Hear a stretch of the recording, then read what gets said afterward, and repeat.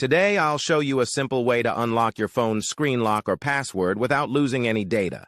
The best part? It's free and easy, even if you're not a tech expert. Just follow these steps, and you'll be able to unlock any phone hassle-free. Let's get started. You can unlock your phone's screen lock or password using a special code. You will need to press on emergency call, and then you must enter a code. This code is unique to each type of phone and is provided by the phone manufacturer. In this video, we're using a code that works specifically for the type of phone we're demonstrating. Here's how you can get the code. Visit this website that provides unlock codes for free using a unique method. And that's it. Now you can unlock your phone without losing any data. See you in the next video. Bye.